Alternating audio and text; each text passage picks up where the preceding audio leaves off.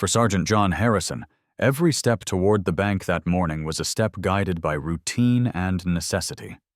A 72-year-old decorated Army veteran, John had survived combat zones, but he wasn't prepared for the quiet insult waiting behind the teller window. When he handed over his monthly VA disability check, a lifeline that paid his rent, utilities, and medication, the young teller named Kevin stared at it like it was a counterfeit. "It looks irregular," he said flatly, sliding the check back. John was stunned. For over 20 years, he had deposited the same type of Treasury-issued check at this very branch without issue. But today, the rules had changed. Kevin, eager to enforce policy, cited risk management and the low balance in John's account as reasons for refusing to cash or deposit the check, insisting it would take 7 to 10 business days to clear.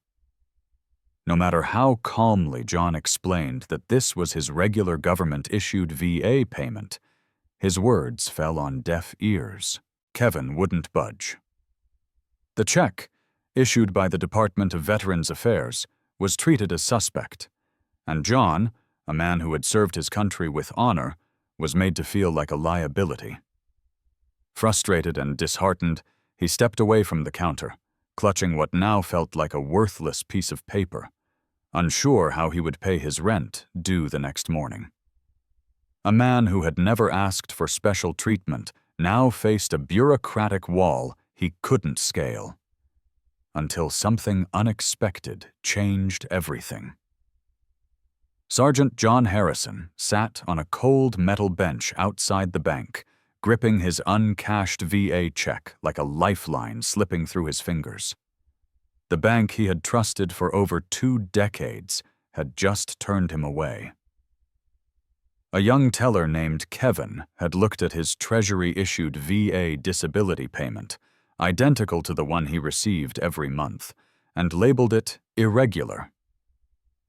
Kevin's voice had been polite but firm, echoing with a sense of detached authority that left no room for appeal.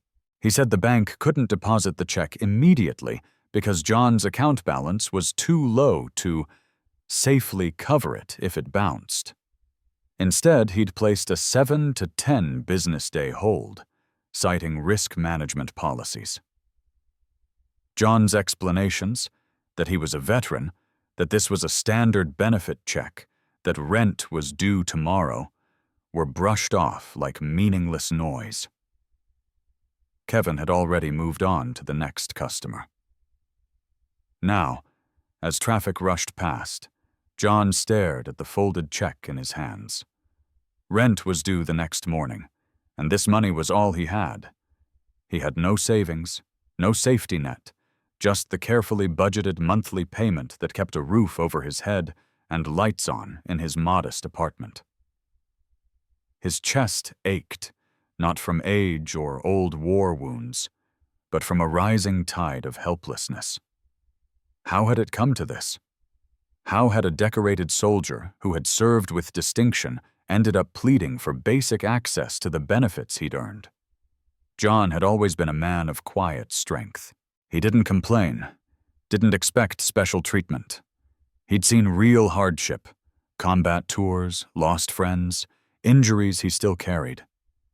Bureaucratic frustration was just another battle, but this one cut deeper.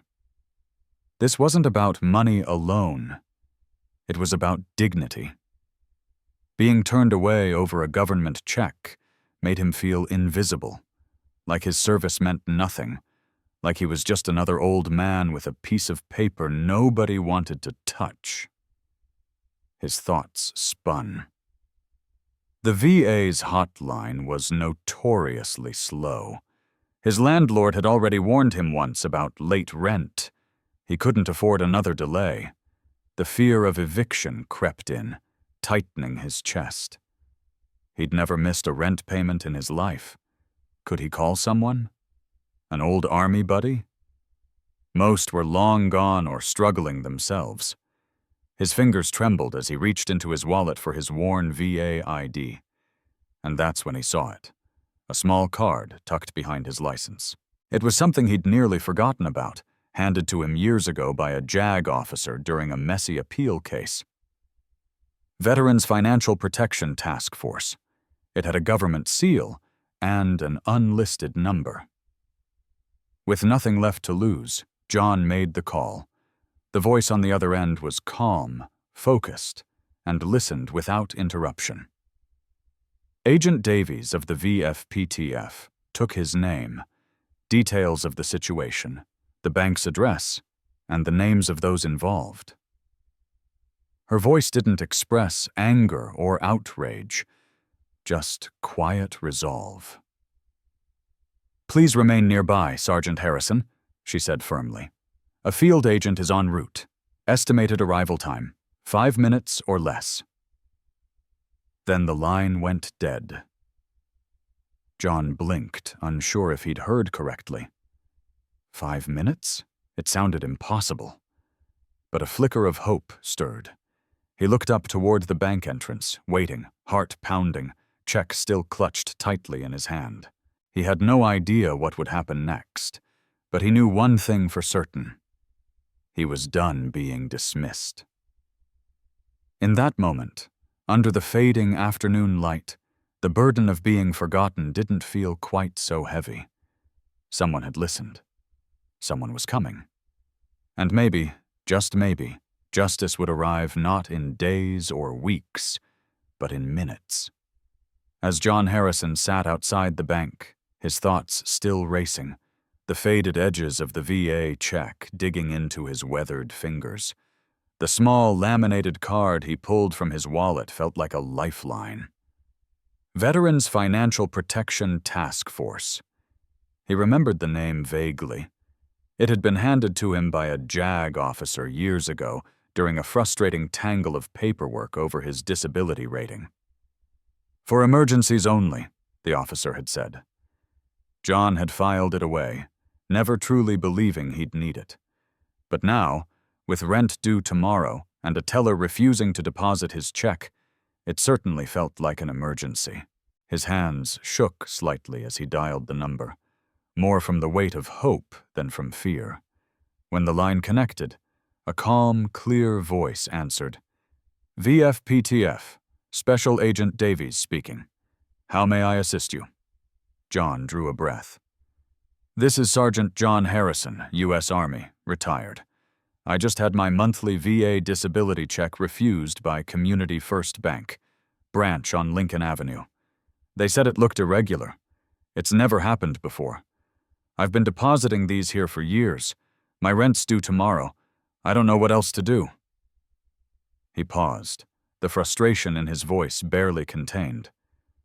"The teller's name is Kevin. He said my balance was too low to safely cover it if the check bounced, even though it's from the U.S. Treasury. He told me it would be held for 7 to 10 business days. I need that money to stay in my home." Agent Davies didn't interrupt, didn't challenge his words. The only sound was the tapping of keys as she processed the information. Then, cool and composed, she said, "Understood, Sergeant Harrison. Please confirm the full address of the bank and the name of the branch manager, if you have it." John gave her the details, including the name he'd seen on the glass office door inside. "Henderson." "Thank you," she replied. "Please stay near the bank, if it's safe to do so. A field agent is already in motion and will arrive in approximately 5 minutes to assess the situation and ensure compliance with federal banking regulations concerning Treasury-issued veteran benefits." The call ended as abruptly as it began, but John didn't feel abandoned. Instead, he felt something powerful stir, a sudden shift in momentum. It had taken only a few minutes, but already he could sense that someone was taking him seriously, that his voice, dismissed so easily by the bank, had found its way to people who actually understood the stakes. For the first time all morning, a flicker of reassurance replaced the quiet dread that had been gripping him. Exactly 4 minutes later, a dark sedan pulled up to the curb, the kind used by federal investigators. Plain, unmarked, but undeniably official. A man in a tailored dark suit stepped out and headed toward the bank with unhurried confidence. A moment later, a second agent emerged from the passenger side. John recognized her instantly from the call. "Sergeant Harrison?" she asked, extending her hand. "I'm Agent Davies." Her tone was warm but professional, the kind of voice that didn't need to shout to command authority. "May I see the check?" He handed it over, and she inspected it briefly. "This is a standard, perfectly valid Treasury disbursement," she said without hesitation. "There is absolutely nothing irregular about this check." She made a short call on a secured line, reciting check numbers, branch identifiers, and a set of instructions in clipped but clear terms. "Effective immediately," she concluded. "Initiate administrative freeze on the personal accounts of Manager Martin Henderson, pending review of compliance violations." She turned to John and gave him a small nod. Things are about to move quickly. Inside the bank, Agent Miller, the suited man from the sedan, had already walked directly into the branch manager's office. He introduced himself as a federal agent from the VFPTF, stated his purpose. The atmosphere inside Community First Bank shifted dramatically the moment the unmarked black sedan pulled up to the curb. Out stepped Special Agent Miller of the Veterans Financial Protection Task Force. His badge flashed with a quiet authority that silenced the nervous murmurs of the staff. Without a word to the tellers or customers, he strode straight through the lobby and into the branch manager's glass-walled office. Mr. Henderson, who had spent the previous 10 minutes pretending not to notice the scene with Sergeant John Harrison, barely had time to stand before Agent Miller entered without knocking. "Mr. Henderson," Miller began, his voice calm but unmistakably firm, "we need to discuss your branch's refusal to process a valid United States Treasury instrument issued to a disabled veteran. We will also be reviewing your handling protocols, ADA compliance, and staff training related to veteran benefits." As Miller spoke, Agent Davies, the calm, composed voice from the phone call, emerged from the same sedan and approached John Harrison at the bus stop bench. She introduced herself gently and asked to see the VA check in question. After a quick inspection, she nodded. "Standard, clean, no irregularities," she said, then made a swift call on a secure device. Within moments, the branch manager's personal bank accounts were frozen, pending an internal audit. The irony was poetic. The man who'd refused to trust a veteran's disability check now found his own assets under review. Harrison watched from outside as confusion turned to panic in the manager's office. Inside, Agent Miller was relentless. He questioned Henderson's knowledge of Treasury verification procedures, highlighting the manager's failure to override a junior teller's baseless judgment. Kevin, the teller who had denied Harrison's check, was called into the office and questioned under Agent Davies's supervision. He faltered quickly, admitting he hadn't truly understood the regulations, but had acted out of caution. That caution, as Davies noted coldly, had nearly caused a veteran to miss rent and lose his home. Henderson attempted to intervene, only to be reminded that under federal law, obstructing access to veteran benefits was not just a moral failure, it could carry legal consequences. Agent Davies then escorted Harrison back inside the bank, guiding him to a different teller window. She personally supervised the proper deposit of his check and ensured that funds were made immediately available. "No holds," she told the teller. "No excuses." The branch fell silent as customers and staff alike watched the agents carry out a swift, thorough correction of the injustice. Agent Miller handed Henderson a thick audit packet and outlined a mandatory retraining protocol for every employee in the branch, to be overseen directly by their task force. Henderson, now visibly shaken, nodded without protest, his previous authority gone. Before leaving, Agent Davies turned to the manager and said, "Sergeant Harrison will also require a formal written apology and a waiver of any penalties he may incur because of your staff's actions today. We suggest you issue that promptly." Henderson, pale and deflated, simply muttered his agreement.